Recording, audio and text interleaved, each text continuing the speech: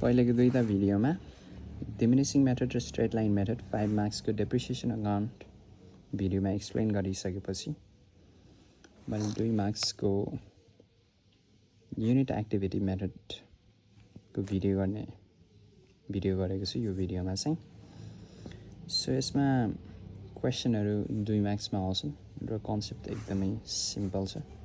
यसमा तपाईँले निकाल्न पर्ने भनेको डेप्रिसिएसन र डेप्रिसिएसन पर युनिट भ्यालु निकाल्नु पर्ने हुन्छ। यसमा चाहिँ कन्डिसन्स युनिट्सको नाममा यसरी नै 3500 आवर्स या किलोमिटर यसरी युनिट्सहरूमा दिएको हुन्छ र तपाईँले निकाल्न पर्ने भनेको चाहिँ डेप्रिसिएसन प्रति किलोमिटर वा प्रति आवरमा कति हुन्छ उक्त मसिन या कार वा कुनै पनि वस्तुको लागि जसको लागि त्यो युनिटरी मेजर दिएको छ। सो बाँकी क्वेसन मैले क्लासमा नै 26, 27 र 28 को सल्भ गरिसकेको थिएँ। सो यो भिडियोको लागि भनेर चाहिँ मैले 29 नम्बरको क्वेसन सल्भ गरेको छु।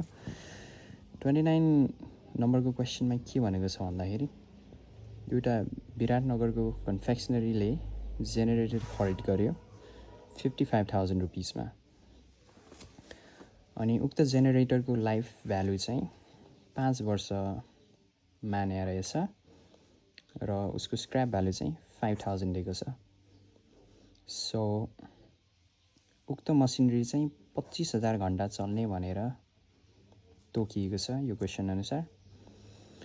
सो हामीले यसको डेप्रिसिएसन निकाल्दा पनि हुन्छ, किनभने त्यो स्ट्रेट लाइन मेथड र डिमिनिसिङ मेथडमा स्याल्वेज भ्यालु दियो र डेप्रिसिएसन रेट दिएन भने त्यो डेप्रिसिएसन निकाल्नको लागि नेसेसरी नै हुन्छ।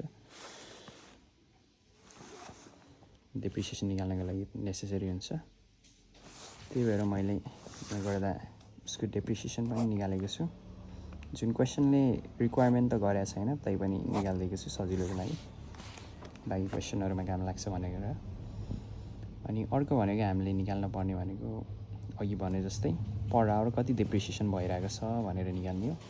त्यसको लागि चाहिँ कस्ट हामीले 55,000मा खरिद गरेका छौँ अनि स्क्रैप भ्यालु चाहिँ 5,000 मानेका छौँ र उक्त मसिनरी चाहिँ 25,000 घण्टाको लागि चल्छ भनेका छौँ।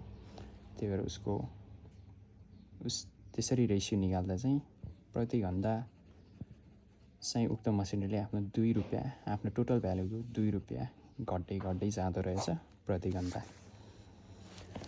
अब यसको रिक्वायरमेन्टमा मागेको छ generator account for last 2 years. Last 2 years भन्नाले 1st, 2nd, 3rd, 4th, 5th गरेर हामीलाई हरेक वर्ष कति घन्टा चलेको छ भनेर क्वेसनले दिएको छ। तर मैले क्वेसन राम्ररी पढेको थिएन र यसले कन्फ्युजन पनि क्लियर हुन्छ रफ गर्नुको साथ हो भनेर मैले फर्स्ट इयरदेखि नै जेनेरेटर अकाउन्ट बनाएको छु यो भिडियोको लागि। So if you look at this then सुरुमा ओपनिङ गर्दा अब कुनै पनि डेट दिएको छैन, त्यही भएर हामीले बिगिनिङ अफ फर्स्ट इयर भनेर स्टार्ट गरेका छौँ ब्याङ्क अकाउन्ट जुन 55,000मा खरिद गरेको थियो र ending of first year depreciation account जहिले उक्त वर्षको अन्तिम डेटमा हुन्छ। So ending of first year भनेर हामीले डेप्रिसिएसन अकाउन्ट गरेका छौँ। पहिलो वर्षमा चाहिँ 8,000 घण्टा चलाएको छ र हामीले डेप्रिसिएसन पर आवर रेट चाहिँ 2 रुपिस निकालेका छौँ। त्यही भएर 16,000 हुने भयो। ब्यालेन्स सिडी टोटल अब स्ट्रेट लाइन र डिमिनिसिङ मेथड बुझेका स्टुडेन्टहरूलाई केही पनि लाग्दैन, सो नर्मल हुने भइहाल्यो। ब्यालेन्स बिडी सेकेन्ड इयरको ओपनिङमा हुने भयो 39,000 सिम्पल।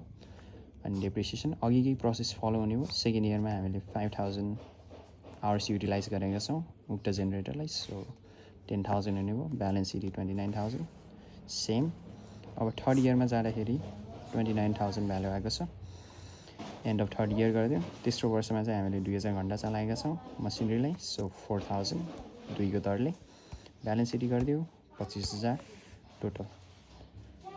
अब क्वेसनले मागे अनुसार चाहिँ हामीले बाँकी रफ गरेर यसरी फर्मेटमा नदेखाएर रफ गरेर बिडी गरेर फोर्थ इयर बाद देखाएको भए हुन्थ्यो, किनभने क्वेसनले मागेको छ generator account for last 2 years. So यहाँबाट स्टार्ट गरे पनि हुन्छ, तर सजिलोको लागि भनेर कसरी यति भ्यालु आयो भनेर फर्स्ट इयरबाट नै मैले यो क्वेसनको लागि गरेको छु so beginning of fourth year त्यो ब्यालेन्स बिडी 25,000 अनि ending of fourth year depreciation त्यो वर्ष चाहिँ 7,000 घन्टा चलाएको छ 2 को रेटले 14,000 ब्यालेन्स सिडी ब्यालेन्स बिडी भइहाल्यो हुन्छ 11,000 र अन्तिम वर्षमा चाहिँ हामीले डेप्रिसिएसन निकालेको छौँ 3,000 घन्टा चलाएको छ अनि 2 रुपियाँको दरले 6,000 balance CD 5,000 balance BD 5,000 for 6th year हाम्रो एन्सर पनि कति आएको छ 5,000 आएको छ